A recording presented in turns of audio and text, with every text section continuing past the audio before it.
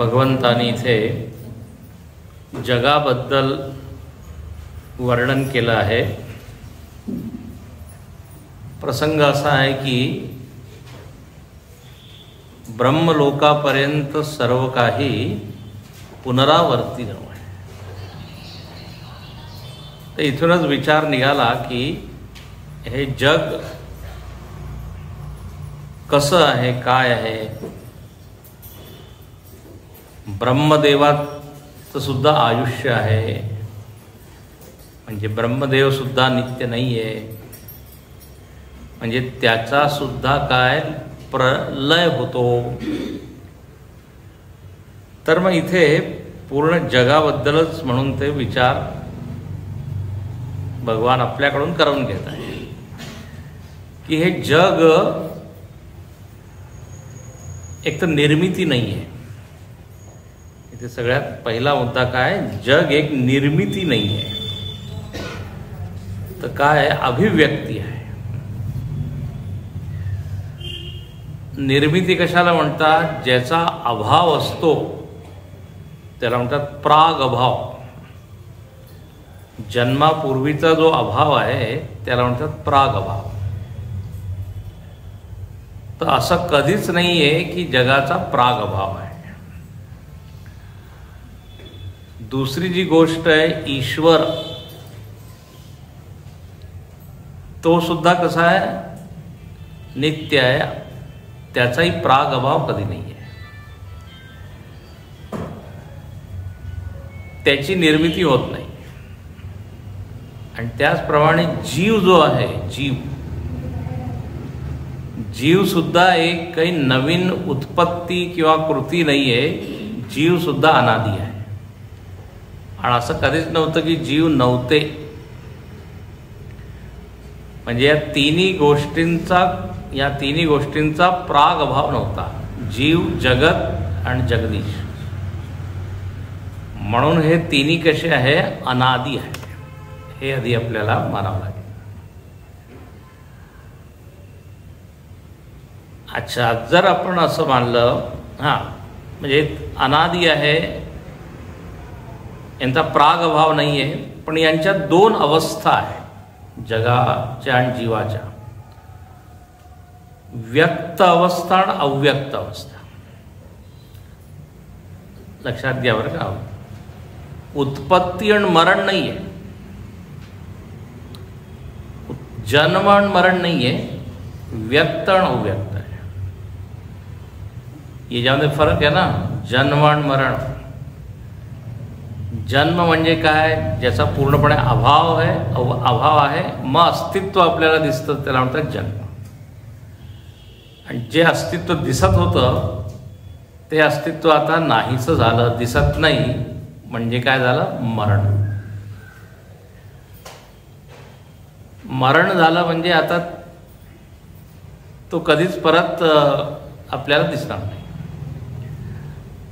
त्यामुळे जग असं नाही आहे, जगाचा जन्म आणि मरण नाही हो, जग लीन होतं आणि मग परत प्रकट होतं। जगाची जी लीन अवस्था आहे त्यालाच म्हणतात अव्यक्त। आता हा टेक्निकल शब्द आहे, अव्यक्त। आणि जेव्हा प्रकट होईल तेव्हा व्यक्त। आपण व्यवहारामध्ये सुद्धा या शब्दांचा प्रयोग करतो। मला काही जागाच नाही आहे जिथे मी व्यक्त हो, तुम्हीच एक आहात। नाही तर मी काय दाबून ठेवतो नुसतं सगळे विचार, भावना, तर प्रकटच नाही होत कुठे। त्यामुळे जग प्रकट होतं, व्यक्त होतं आणि अव्यक्त होतं। आणि जग जेव्हा व्यक्त आणि अव्यक्त होतं तर त्याच्याबरोबर जीव सुद्धा व्यक्त आणि अव्यक्त होतात। कारण शेवटी जगत कोणासाठी आहे, जग कोणासाठी, जीवासाठी। जग जे आहे जीवाला दोन गोष्टी देतं, भोगापवर्गार्थम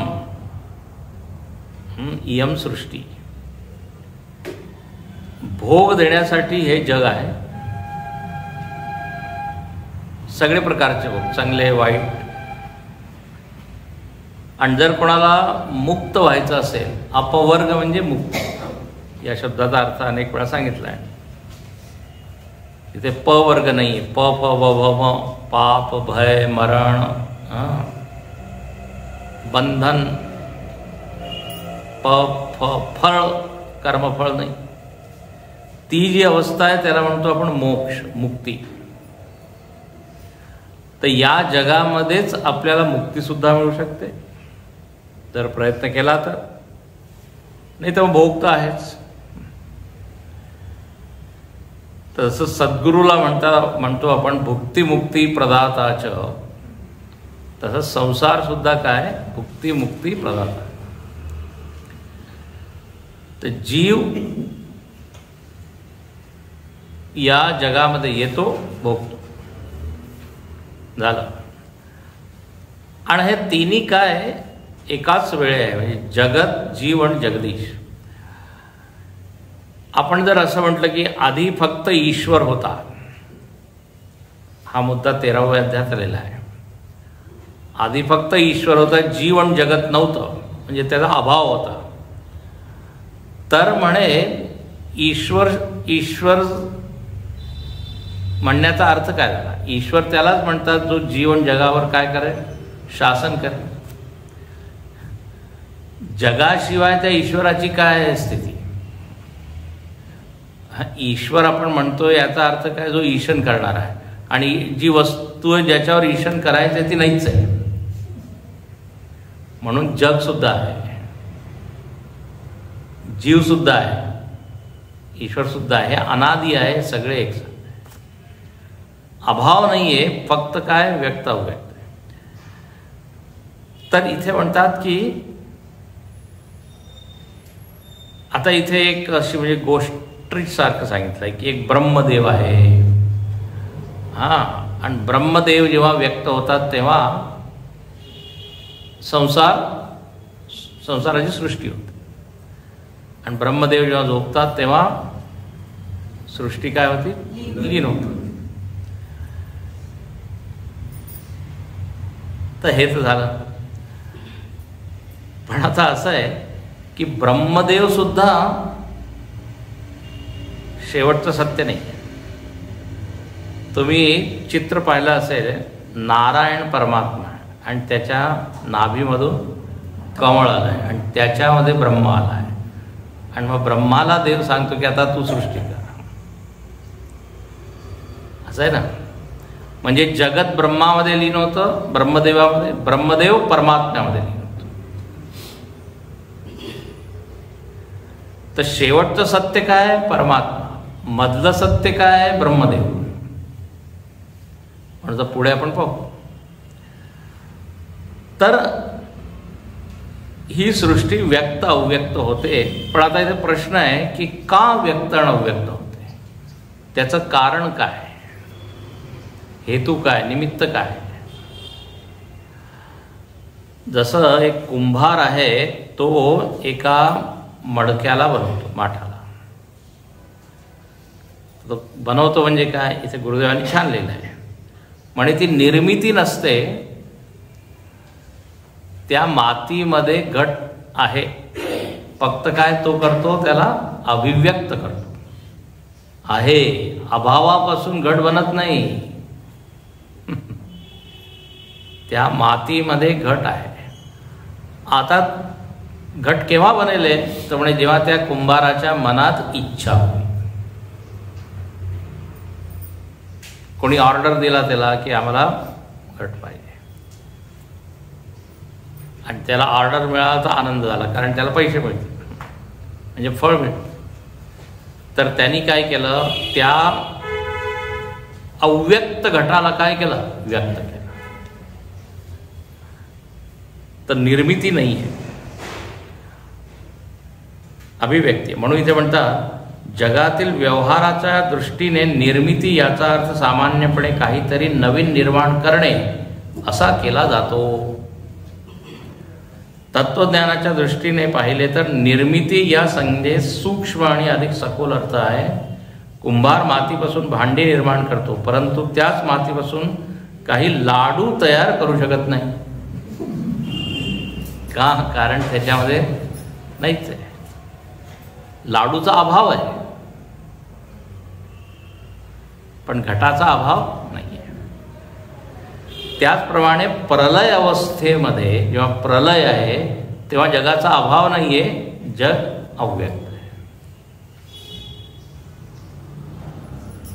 हे मी परत परत सांगतोय, अभाव आणि अव्यक्त याच्यामध्ये सामान्यपणे आपण काय अभावापासून काही नव्हतं आणि मग आलं, नाही,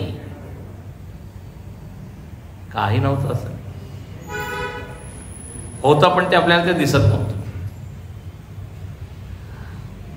आणि इथे गुरुदेवांनी छान सांगितलं, 4-5 लोक झोपलेले आहे, एक इंजिनियर झोपला, एक डॉक्टर झोपला, एक सगळेजण झोपलेले, सगळे एकसारखे वाटत आहे आणि असं वाटतंय की सगळ्यांचा स्वभाव एकसारखा आहे. पण जेव्हा ते जागृत होतात तेव्हा वेगवेगळे.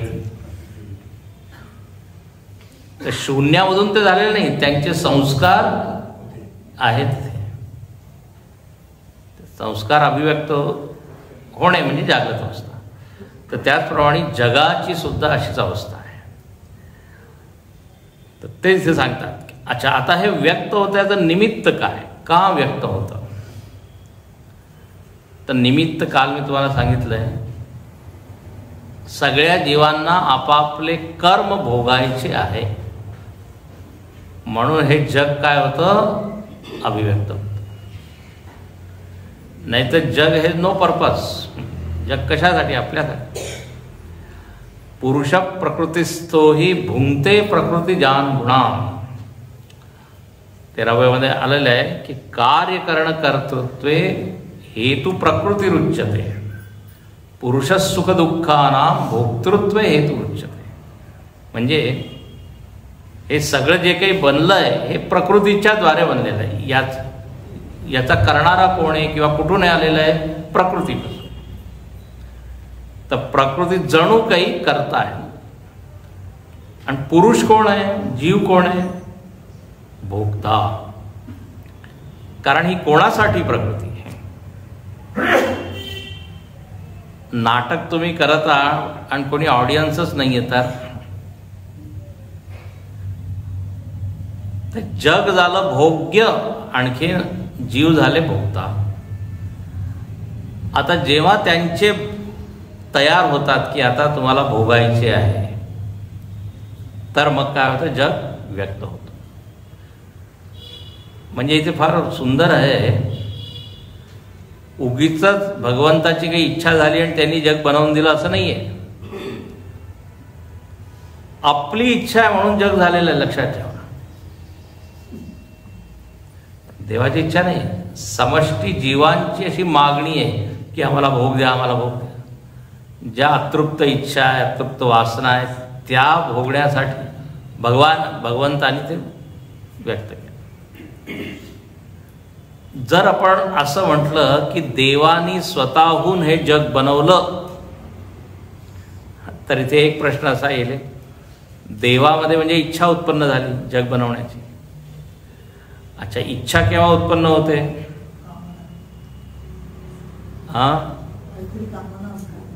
कामना म्हणजेच इच्छा. अपूर्णता. अपूर्णतेमुळे मनामध्ये काय होते? इच्छा येते. आणि ती इच्छा जेव्हा पूर्ण होते तेव्हा आपल्याला आनंद होतो. तर भगवंतामध्ये इच्छा झाली, जर आपण असं म्हटलं की त्यांनी आपल्या इच्छेनुसार जगाची निर्मिती केली, जीवाची काही भूमिका नाही, नुसती देवाचीच भूमिका आहे, तर देवावर आपण खटला चालवू शकतो की तू आम्हाला का दुःख दिलंय, त्याला का सुख दिलंय, आम्हाला का बंधनात टाकलं, काही कारण नसताना. म्हणजे तुझी इच्छा झाली म्हणून तू आपलं केलं, हे काय? हे तर तानाशा असतात ना जे. म्हणून अच्छा, जर नाही आमची इच्छा झाली, आम्ही सगळं काही करू शकतो, जर इच्छा झाली म्हणजे तुम्ही अतृप्त आहात, आणि जर तुम्ही अतृप्त आहात तर तुम्हाला ईश्वर का म्हणावं? त्याचा तुम्ही आमच्यासारखेच झालात. म्हणून उपनिषदामध्ये एक वाक्य केलेलं आहे, आप्त कामस्य का स्पृहा. जो आप्त काम आहे त्याच्या मनामध्ये इच्छा कशी येऊ शकते? जर तुम्ही असं म्हणता की हे जग देवाची निर्मिती आहे आणि त्यांनी इच्छा केली आणि बनवलं, तर म्हणजे तो पूर्ण सुखी नाही आहे. कारण की ज्ञानी पुरुषाचं वर्णन काय केलेलं आहे? प्रजहाती यदा कामान सर्वान पार्थ. म्हणून व्यक्त का झाली सृष्टी? तर म्हणे जीवांचे कर्म. कळलं का आता तुम्हाला? हा जरा हा विषय परत परत ऐकण्यासारखा आहे. स्वामी पण ते एकोहम बहुश्याम हे ज्यावेळेला आपण म्हणतो त्यावेळेला ते जनरली असंच म्हणतात की परमेश्वर एकटा होता. हा, आता ती जी इच्छा, ती थेरी कशी? मी तेच येत होते की त्यांनी ईक्षण केलं, त्यांनी इच्छा केली. खरं म्हणजे काय, आपले समष्टीची इच्छा त्याची इच्छाच्या रूपात प्रकट होते, स्वतःच्या सुखासाठी नाही. आपल्या सगळ्यांना भोग भोगायचे आहे तर ते आपली समष्टी इच्छा, त्याच्यामध्ये एक इच्छा आहे की चला आता मी हे जग बनवतो. जसं मी तुम्हाला उदाहरण देतो, कोणी एक नेता आहे, तो एक पार्क बनवतो किंवा एक रस्ता बनवतो, तर आपण काय म्हणतो, या नेत्याने बनवली. का बनवलं त्यांनी? सगळ्या लोकांची इच्छा होती. कळतंय का? तर समष्टी इच्छा, हां ते गोष्टमध्ये असंच येतं, त्यांनी इच्छा केली. अरे म्हणजे तू का इच्छा केली? त्या इच्छेचं कारण असायला पाहिजे, सगळ्यांची इच्छा होती. हां, म्हणून तर उपनिषदामध्ये आलेलं आहे, तपसा चीयते ब्रह्म ततोन्नम अभिजायते. त्या ब्रह्माने तप केला, आणखीन मग हे जग व्यक्त केलं. का? कारण तर सगळ्यांना पाहिजे भोग, सगळ्यांना पाहिजे. जेव्हा पहिला जीव होता अव्यक्तातून, जेव्हा पहिल्यांदा व्यक्त झाला तेव्हा त्याचं कर्मफळ काहीच नव्हतं ना. जसं आपण पुढे पुढे जातो तसं बॅक आपण येतो, पहिल्यांदा कर्म. हां, तर म्हणून आधीच पहिलं वाक्य तुम्ही विसरला. जीव अनादी आहे, त्याचे कर्म अनादी आहे, सुरू पहिलं नाही आहे काही. नाही पहिलं नाही, पण कशी ती एनर्जी काय त्याच्यामध्ये तो आपण सायन्सचा एक थिअरी आहे की एनर्जी काय नाही, जर ते डिस्ट्रॉइड नॉट क्रिएटेड, एका फॉर्म मधून दुसऱ्या फॉर्म मध्ये जाते. तोच सिद्धांत आपण इथे थोड्या वेगळ्या प्रकारे बघत आहोत. पण कुठेतरी पहिलं काहीतरी असतं ना, ते अभावात्मक जरी असतं. आता माझे अनेक जन्म झालेत, मी कर्म भोगत आहे, पण एक कुठला तरी माझा एक प्युअर असं काहीतरी होतं ना की मला ते बांधिलकीच नव्हती तिथे त्याची. तेच तर आहे, ते पहिलं नाहीये. पहिलं आपल्या मनामध्ये काय, याला म्हणतात एक आसक्ती, जन्माची आसक्ती. म्हणजे जगामध्ये प्रत्येक वस्तू उत्पन्न होताना आपण पाहतो, निर्मिती आपण पाहतो, आपण बनवतो. काल बहुतेक मी सांगितलं, नाही सांगितलं माहीत नाही. तर आपल्याला वाटतं पहिला जन्म असेल, हां, कारण सगळ्या गोष्टीचा एक जन्म आहे, एक क्षण आहे, त्या क्षणात त्याचा काय झाला, जन्म झाला. म्हणजे एक क्षणापूर्वी तो नव्हता. तेच गडबड आहे, तेच आम्ही इथे सांगतोय. हां हां हां, नाही बोला बोला. म्हणून याला म्हणतात अनादी. ही जन्म मरण जे जीवाचं होत आहे, ही परंपरा अनादी आहे. ठीक आहे, आत्ता माझा जन्म दिसतोय आणि माझं आत्ता मरणही दिसत आहे, आणि परत जन्म होईल, परत मरण होईल. एक एक व्यक्तीचा जन्म आणि मरण आहे. पण म्हणजे ही परंपरा केव्हा सुरू झाली? म्हणे अनादी. कारण जर तुम्ही म्हटलं की जीवाचा पहिला जन्म झाला तर त्याचे कर्म काही नव्हतेच, मग का जन्म का झाला? मोक्ष मिळाला तर, मोक्ष मिळाला तर परंपरा खंडित होते. हां, मग ते संपेल. म्हणून इकडे अनादी आहे पण इकडे अंत आहे. जन्म अनादी आहे, म्हणजे केव्हा पासून सुरुवात झाली ही नाही सांगू शकत. आणि जर सुरुवात झाली आपण म्हटलं तर त्यामुळे दोष येतो. का सुरुवात झाली? कारण जन्माचं कारण आहे कर्म. हे तर स्पष्ट आहे. काल मी सांगितलं फळ आहे तर कर्म आहे, फळ आहे तर कर्म आहे. आता त्याला जन्म मिळाला, बट वाय? आपल्याला जन्म मिळाला आहे कारण आपले मागचे कर्म काही राहिले आहे भोगायचे, म्हणून आपल्याला जन्म मिळाला आहे. अवघड आहे विषय. म्हणून सगळ्या गोष्टी अनादी आहे. जीव, ईश्वर, अज्ञान. लोक म्हणतात केव्हापासून मी अज्ञानी आहे? अनादी. कारण जर तुम्ही म्हणाला की या दिवसापासून मी अज्ञानी झालो, म्हणजे त्याच्या आधी ज्ञान होतं, मग दोनच अवस्था होईल ना, ज्ञान आणि अज्ञान. जर आजपासून मी अज्ञानी झालो, अज्ञानाची सुरुवात झाली, म्हणजे कालपर्यंत काय होतं? ज्ञान. आणि ज्ञानाच्या उपस्थितीमध्ये अज्ञानाची शक्य नाही. हे असंच आहे जसं अंधारामध्ये उजेडाची निर्मिती किंवा उत्पत्ती. म्हणून ईश्वर, जीव, ईश्वराचा जन्म नाही, देवाचा जन्म नाही. कारण देवाचा जन्म कुठून?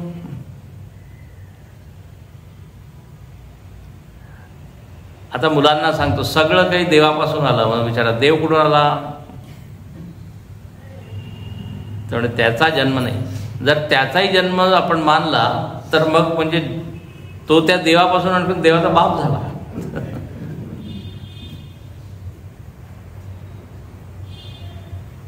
तर एक अनादी आरंभवाद आपल्यामध्ये नाही मांडलेला. आरंभवाद नाही आहे. म्हणून इथे परत मी सांगतोय, आता जो श्लोक आपण वाचला 19वा, भूतग्रामस एवायम भूत्वा भूत्वा प्रलीयते. भूतग्राम म्हणजे संपूर्ण जग, स्थावर जंगम लक्षणात्मक हे जे जग आहे, हे भूत परत परत होऊन होऊन परत परत होतं. म्हणजे आधी ते होतं, लीन झालं, मग परत आलं. म्हणजे शंकराचार्य खूपच छान शब्द टाकतात, यह पूर्वस्मिन कल्पे आसीत. जे हे जग आपल्याला दिसत आहे ते आधी होतं, असं नाही की नव्हतं. म्हणजे अभाव नव्हता. शून्यापासून निर्मिती नाहीये. शून्यापासून निर्मिती जर मानली तर या जगामध्ये तर नियम खंडित होऊन जाईल. काल सांगितलं मी. म्हणून बोला. म्हणजे सनातन. ही परंपरा सनातन आहे. जसा बीजांकुर न्याय याला म्हणतात. बीज अधिक अंकुर. एका अंकुराचा जन्म आपल्याला दिसतो, पण हे कुठून केव्हा सुरू झालं? आधी कोंबडी की आधी काय? त्यापेक्षा बीजांकुर बरं आहे. बीजांकुर न्याय हेच आहे. आधी कर्म की आधी जीव? जर आपण म्हटलं कर्म आधी होता तर मग कोणी केलं? नाही, जीव नव्हता ना. कर्मापासून सुरुवात. जर जीवाचा जन्म झाला तर कर्मामुळेच झाला आहे त्याला. तर म्हणजे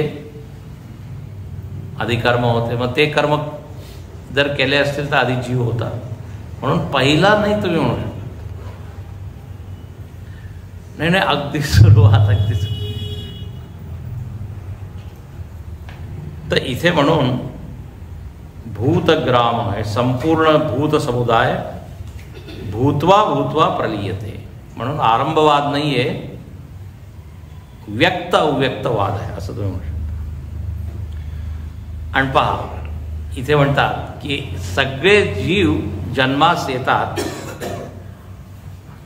आणि त्यांना यावं लागतं. इथे एक शब्द भगवान बोलतात, रात्र्यागमे अवश पार्थ प्रभवत्यहरागमे. म्हणजे जेव्हा दिवस होतो, ब्रह्मदेवाचा दिवस होतो, आगमे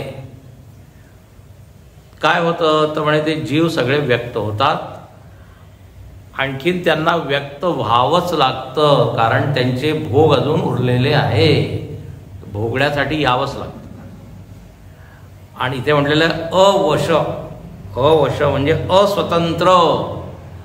आपण निवडू नाही शकत की माझा जन्म कुठे होईल, कोणत्या घरामध्ये होईल. अवश्य आहे. पण जीव जो आहे ना फारच काय म्हणतात परस्वाधीन आहे. आपण काहीच निवडू नाही शकत. माझी आई कोण होईल, वडील कोण होईल माहीत नाही. त्रिगुणाच्या अधीन आपण आहोत, देवाच्या अधीन आहोत, प्रकृतीच्या अधीन आहोत. आपलं मरण केव्हा होईल माहीत नाही, कोण कोण लोक भेटतील माहीत नाही. सगळं अवश्य आहे. कोणाचा संयोग, कोणाचा वियोग. नाही नाही आम्ही खूप प्लॅनिंगनी करतो. ठीक आहे, तुमचं प्लॅनिंग अनेक वेळा सगळं मॅन प्रपोजेस गॉड डिस्पोजेस, यालाच म्हटलेलं आवश्यक. नाही नाही आम्ही तर एवढी सगळी योजना केली होती, पाऊसच आता. तर अवश्य म्हणून रामायणामध्ये सुद्धा म्हटलेलं आहे. जीव आणि ईश्वरामध्ये काय फरक आहे. परबस जीव स्ववस भगवंता. सगळ्यात मोठं लक्षण ईश्वराचं काय, स्वतंत्रत्वा. तो स्वतंत्र आहे. असंही करू शकतो, तसंही करू शकतो, हेही करू शकतो, तेही करू शकतो. पण आपण तर खूप बांधलेलो आहोत. जास्त बोलू नाही शकत, जास्त खाऊ नाही शकत, जास्त हे नाही करू शकत. अवश्य. तर इथे काय म्हणतात की असं हे सगळे जीव परत परत येतात, भोगतात. मग भोगताना परत काय करतात, वासना इच्छा बनवून घेतात. आणि तेवढ्यात प्रलय कालाची वेळ येते, प्रलय होऊन जातो. मग परत त्यांचे ते भोग राहून जातात. मग परत याप्रमाणे हे जग असं कधीच नाही की शून्य होऊन जाईल. लीन होईल, परत यावं लागेल, परत यावं लागेल. जग, जीव, जीवाचे कर्म, त्याचे भोग, हे सगळं अनादी आहे. ही परंपरा चालूच राहते. हा पृथ्वीची निर्मिती झाल्यानंतरच काय, पृथ्वीची निर्मिती झाली हा केव्हा तरी, हा त्यानंतरच हे सुरू झालं. निर्मितीच्या ऐवजी आपण म्हणू की अभिव्यक्ती झाली. तो अभिव्यक्त झाला. पृथ्वी, पंचमहाभूत, सगळं काही, संपूर्ण ब्रह्मांड, संपूर्ण ब्रह्मांड, पंचमहाभूत, जिथून सगळे व्यक्त झाले त्याला म्हणतात अव्यक्त. प्रकृती म्हणतो त्याला, मूळ माया म्हणतो. तर त्याच्यामध्ये हे सगळं होतं. आता समष्टी जीवांचे भोग तयार झालेले आहेत. तर तेच भोग देवाच्या मनामध्ये ट्रिगर करतात की चला, देवाला इच्छा होते की आता करावं लागेल यांच्यासाठी. तर मग तो म्हणतो एकोहम बहुश्याम, मी तुमच्यासाठी हे जग बनवतो. आणि म्हणजे सृष्टी व्यक्त अवस्थेत जेवढा कालावधी आहे तेवढी ती अव्यक्त अवस्थेत पण तेवढाच कालावधी इथे राहील का. कालावधी याच्यावर निर्भर आहे की आपण आपले कर्म कसे आहे. म्हणजे तुम्ही किती वेळ झोपाल. अव्यक्त अवस्था कशी आहे, झोपेसारखी. रोज एकसारखी झोप नसते आपली. कधी 2 तास, कधी 4 तास, कधी 8 तास. तर इथे कालावधी लिहिलेला नाही आहे. कालावधी फक्त त्या दृष्टीने लिहिलेला आहे की जेव्हा ब्रह्मदेवाचे हा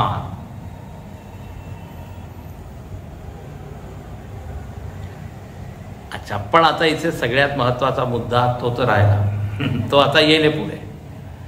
इथे जगाचं जे वर्णन केलं आहे, म्हणे जगाचं वर्णन जग कसं बनलं, कसं व्यक्त झालं यासाठी नाही आहे. मग कशासाठी आहे, म्हणजे वैराग्य प्रदर्शनार्थ. जगापासून वैराग्य आपल्याला मिळो यासाठी सांगितले. काय तुम्ही परत परत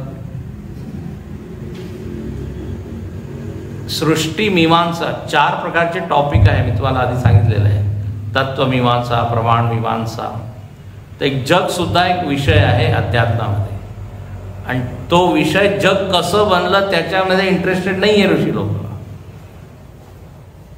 ते आम्ही सांगू शकतो कसं बनलंय, कसं व्यक्त झालं वगैरे वगैरे, काय काय सगळे डिटेल्स आम्ही सांगू शकतो ऋषी लोक म्हणतात, आणि सांगितलं आहे. पण म्हणे हे आम्ही तुम्हाला यासाठी सांगितलं आहे की याच्यामध्ये एकही गोष्ट अशी नाही जी आनंद देणारी आहे, सुख देणारी आहे. म्हणजे आम्ही पलायन नाही करत आहे, आम्हाला सगळं माहीत आहे. नाही म्हणजे जग तर असंच आहे म्हणून आम्ही जग सोडतोय, नाही नाही, जगाचं सगळं आम्हाला माहीत आहे, पण आता याच्यामध्ये काही सुखद नाही आहे म्हणून जगाच्या पुढची जी गोष्ट आहे त्याच्यामध्ये मन लावा. तर आता ब्रह्मदेव प्रकट झाले, ब्रह्मदेवाबरोबर सृष्टी प्रकट झाली, पण ब्रह्मदेव कुठून प्रकट झाले? परमात्म्यापासून. आणि तो एकमेव परमात्माच असा आहे जो व्यक्त अव्यक्त होत नाही. आणि म्हणून या चक्रामधून आपल्याला मुक्त व्हायचं असेल तर त्याचं ज्ञान आपल्याला प्राप्त होईल. आता एक प्रश्न विचारतो, हे जग अव्यक्त कुठे होतं आणि कुठून व्यक्त होतं? जसं घट आहे तो अव्यक्त कुठे होतं? मातीमध्ये. आता तुम्ही सारखं म्हणताय की सगळ्या जीवांचे कर्माप्रमाणे काय व्यक्त होतं आणि कर्म संपले की मग काय अव्यक्त होतं. तर मग आता इथे देवाची काय भूमिका आहे? तर म्हणे देवामध्ये हे जग लीन होतं आणि देवामधून हे जग प्रकट होतं. अधिष्ठान कारण आहे देव. काय ते प्रोव्हाइड करतं बेस. जग कुठे जाऊन शेवटी लीन होईल? आपण जसं रोज झोपतो तर आपलं मन बुद्धी कुठे लीन होतं? आत्म्यामध्ये. मग तिथूनच निघतं. म्हणजे पहा, ईश्वर कर्ता नाहीये, ईश्वर अधिष्ठान कारण आहे. ईश्वर जगाचा कर्ता नाहीये, पण हा व्यक्त होण्यासाठी तो पाहिजे, तो बेस आहे, तो अधिष्ठान आहे. कर्ता नाहीये.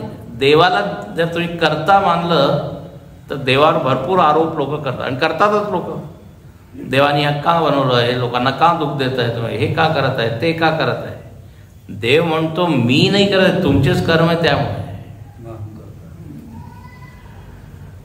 स्पष्ट म्हटलेलं आहे गीतेच्या 5वा अध्याय, न कर्तृत्व न कर्माणि लोकस्य सृजती प्रभू. प्रभू न सृजती. बट ऑफकोर्स लोक म्हणतात ना, मी सगळं सपोर्ट करेन तुम्हाला, पण मी काही करणार नाही, मी सपोर्ट करेन. कारण जर मी केलं तर मग मला भोगावं लागेल. लोकांचे काय हेवे दावे, राग द्वेष, हे सगळं पक्षपात येईल, हे येईल. ती गंमत आहे, पण एकदम हे सगळं फार कोणी विचार करत नाही. आपलं सोपं सिद्धांत लोक सांगतात. पण आता मी उद्दावून जरा कठीण सगळं सांगितलं. नाही तर काय, एक देव आहे त्यांनी वेळा तू काय कुंभार तू वेळा. आता त्या कुंभाराला वेळा म्हटलं काय?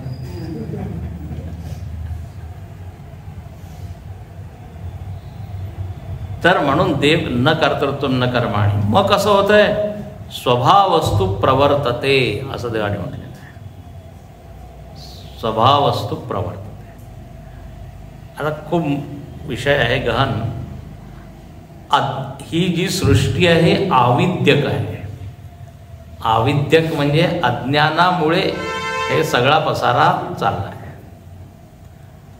अज्ञानामुळे आपल्याला जगामध्ये सत्यबुद्धी आहे, आपल्यामध्ये सत्यबुद्धी आहे, कर्मामध्ये सत्यबुद्धी आहे, मग फळभोगामध्ये सत्यबुद्धी आहे. सगळं हे अज्ञानाचा पसारा आहे. ही सृष्टी जोपर्यंत अविद्या आहे तोपर्यंत आपण याच्यामध्ये फसलेलो राहू. आणि सगळे जीव जोपर्यंत अज्ञान आहे तोपर्यंत हे चालू राहील. कल्पना करा, एक म्हणजे असं कधी होणार नाही. सगळे जीव जर, सगळ्या जीवांना काय ज्ञान झालं, सगळ्यांनी क्लास अटेंड केली चिन्मय मिशनमध्ये, आता सगळे मुक्त झाले. आता ते म्हणतात जग कशाला?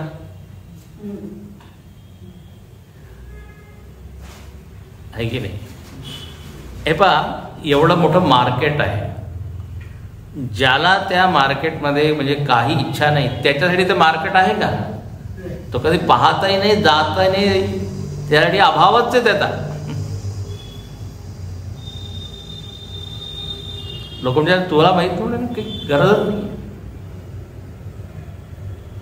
तर हा जो पसारा आहे हा जीवांसाठी. म्हणून म्हटलं अनंत जीव आहे, त्याच्यामध्ये काही काही जीव मुक्त होतात, बाकी लोकांसाठी ते चालू राहील. म्हणून जग कधीच जगाचा अभाव नाही होत, हे मी शेवटी सांगतो. कारण जीवच म्हणतात अरे आमच्यासाठी. आता या गावामध्ये जेलही आहे आणि मॉलही आहे आणि क्लबही आहे आणि हॉटेलही आहे. काय सगळ्यांची तशी मागणी आहे. तर नाशिकचे सगळे ज्ञानी झाले तर मग बस काळाराम मंदिरमध्ये बसतील लोक, काही नको आम्हाला. म्हणून सगळ्या योजना कशासाठी होतात? गव्हर्नमेंट बनवते आमच्यासाठी. तर त्या गव्हर्नमेंटच्या ठिकाणी देवाला ठेवा.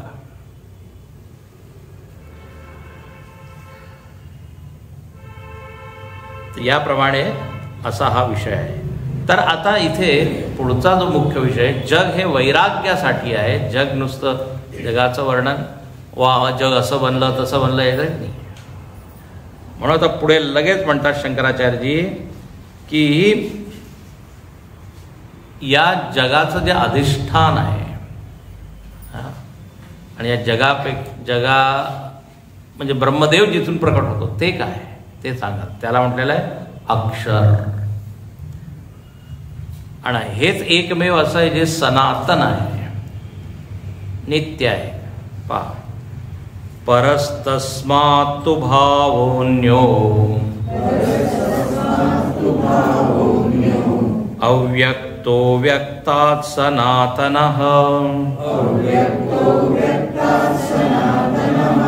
यस्य सर्वेषु भूतेषु नश्यत्सु न विनश्यति परस्तस्मात्तु भावोऽन्यो अव्यक्तो व्यक्तात् सनातनः.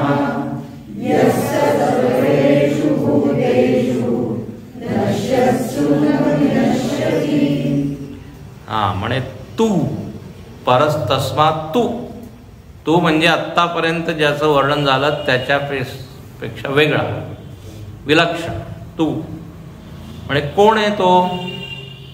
आपण म्हणतो ना किंतु परंतु, असं आहे परंतु, तेच आहे. पर म्हणजे व्यतिरिक्त, भिन्न. आत्तापर्यंत ज्याचं वर्णन आलं त्याच्यापेक्षा भिन्न. म्हणजे आत्तापर्यंत कशाचं वर्णन झालं? जगाचं. आणि जगाच्या कोणत्या दोन अवस्थांचं वर्णन झालं? व्यक्त. म्हणून अव्यक्त व्यक्तात तस्मात, त्या व्यक्त अव्यक्त होणाऱ्या जगापेक्षा वेगळा. कळलं? पर म्हणजे परमात्मा, असं आता एवढं समजा. तो भिन्न आहे कोणापेक्षा? जगापेक्षा. कोणचं जग? जे व्यक्त आणि अव्यक्त होतं. अच्छा, तो परमात्मा कसा आहे? तो म्हणजे सनातन. तर पर तस्मात अव्यक्त व्यक्तात अन्य सनातन, असं ते अन्वय.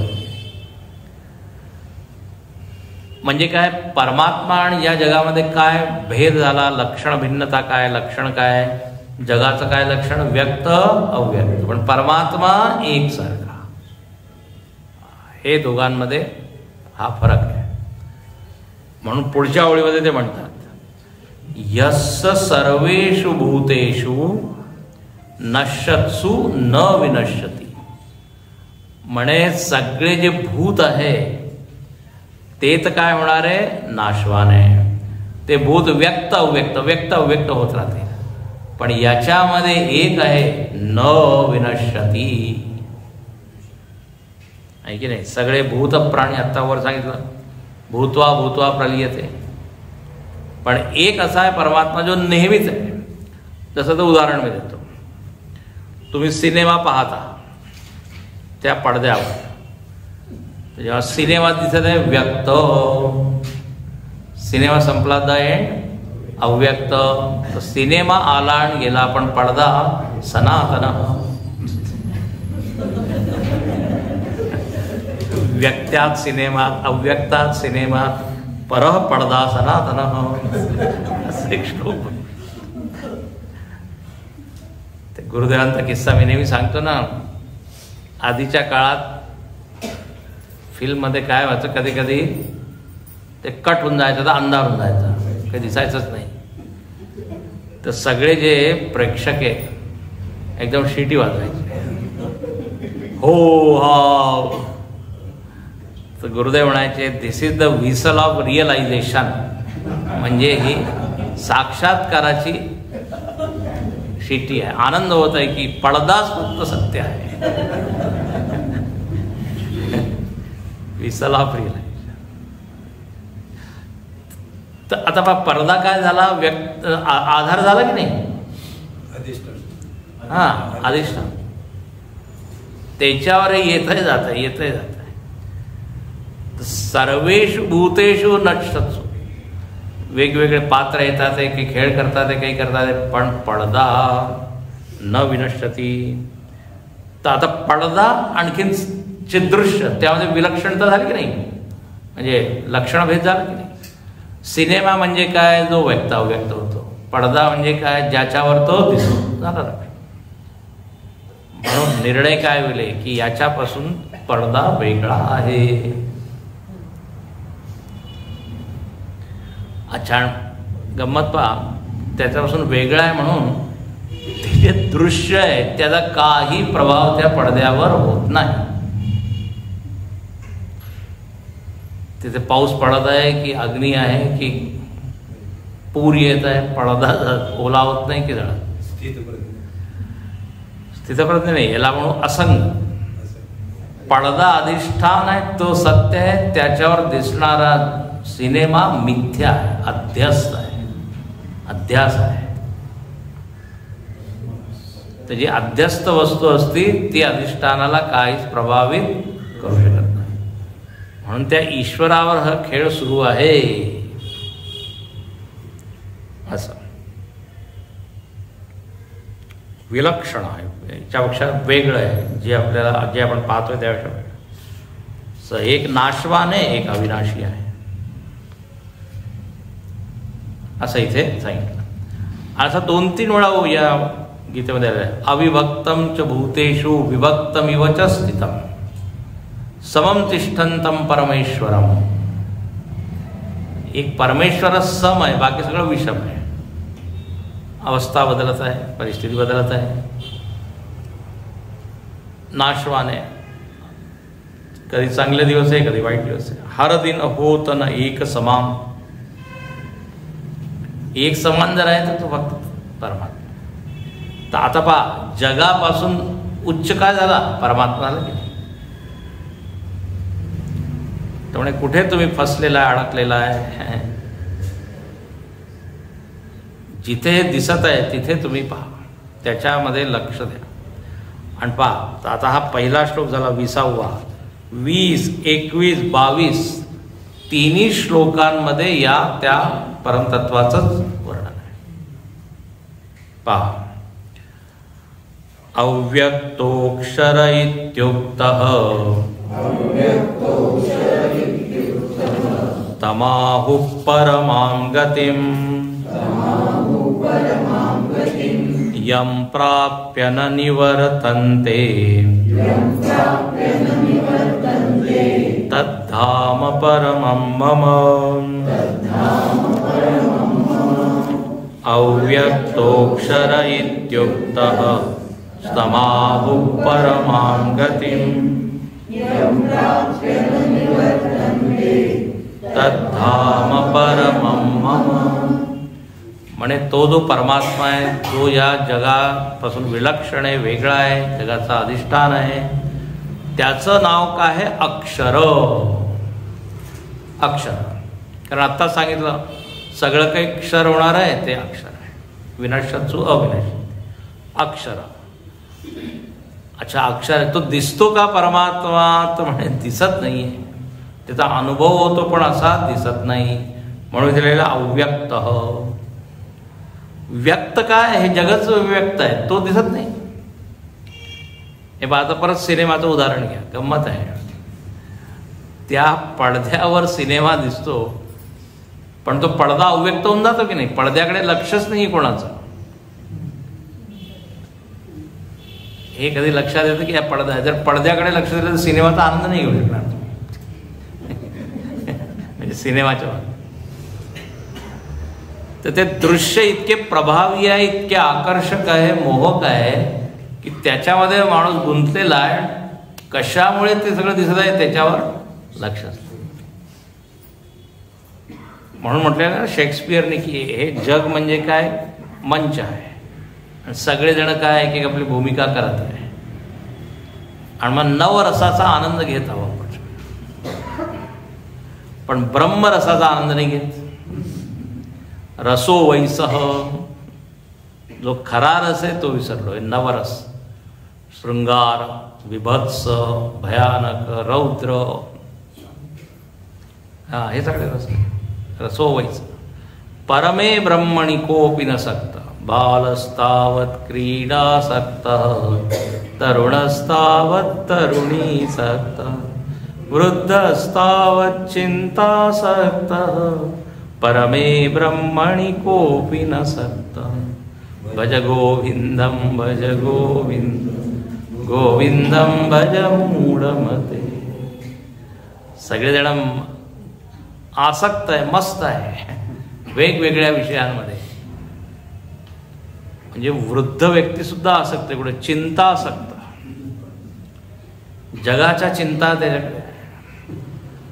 युक्रेननं काय रशियाचं युद्ध आता केव्हा संपेल?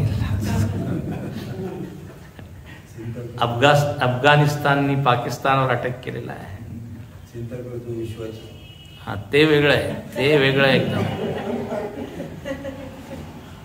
तर जगामध्ये ज्या घडामोडी होत आहेत त्याच्यामध्ये तो खूप काय, आपली जी बातमीपत्र आहे, न्यूजपेपर, ते खूप वाचतो. अर्थातही ती सगळं वाचतो.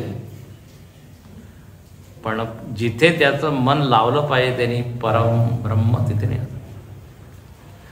तर तेच तिथे म्हटलेलं आहे की तो अव्यक्त आहे. व्यक्त असेल तर आपलं मन एकदम जाईल तिकडे.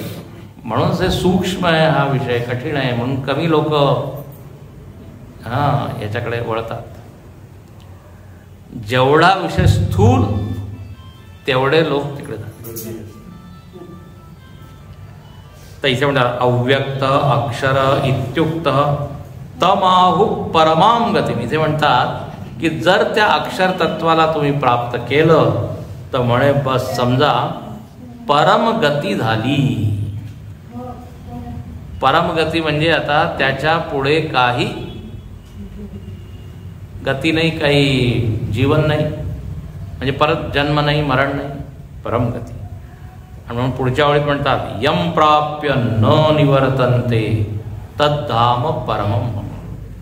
ज्याला प्राप्त करून तुम्ही परत न निवर्तत, परत येत नाही, तद्धाम परमम, त्यालाच परमधाम म्हणतात.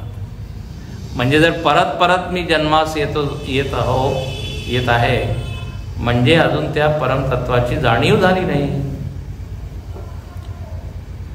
ती जाणीव झाल्यावर, कारण त्याला काय जाणीव होते की मी अद्वितीय चैतन्य तत्व आहे, माझ्यामध्ये काही गतीच नाही आहे. जोपर्यंत जीवभाव आहे, जीवत्व आहे, कर्ता आहे, तोपर्यंत भोगता आहे. मग तोपर्यंत त्याला भोग पाहिजे, सुख दुःख हे सगळं आहे.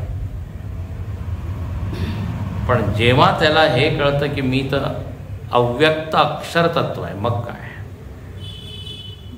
भगवंत म्हणतात त्यांनी जणू काही मलाच प्राप्त केलं. विष्णू हो परमपदम इत्यर्थ मम धाम. शंकराचार्य म्हणतात विष्णूचं परमपद.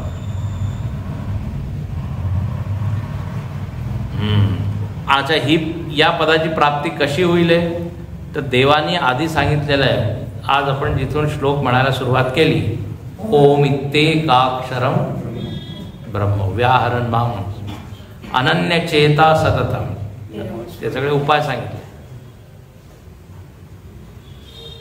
पण मध्ये एक विषय आला ब्रह्मलोकाचा, मग तिथून हे जगाचं वर्णन झालं. मग परत आता बॅक टू त्या तत्वापर्यंत. आणि इथे 22व्या श्लोकात त्या परम सत्ताचंच वर्णन आहे.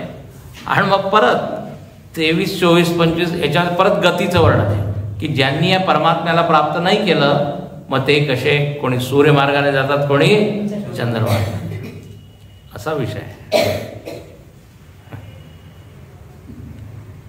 ठीक आहे, आज मला वाटतं इथेच मी थांबतो. पुष्कळ झालं आज. वाटल्यास 22वा श्लोक आपण म्हणू शकतो, म्हणून घ्या. पुरुषस्य परः पार्थ भक्त्या लभ्यस्त्वनन्यया यस्यान्तस्थानि भूतानि येन सर्वमिदं ततम्. पुरुषस्य परः पार्थ भक्त्या लभ्यस्त्वनन्यया यस्यान्तस्थानि भूतानि येन सर्वमिदं ततम्. या श्लोकामध्ये परत उपाय सांगतात की त्या परमपदाची जर प्राप्ती करायची तर उपाय काय आहे तो इथे सांगितलं. पुरुषस्य परः पार्थ भक्त्या लभ्य तू अनन्यया, अनन्य भक्तीने त्याची प्राप्ती होऊ शकते. आधी शब्द आलेला अनन्य चेता, इथे अनन्य भक्त. जय जय गोविंद जय हरि गोविंद जय जय गोविंद जय हरि गोविंद जय जय गोविंद जय हरि.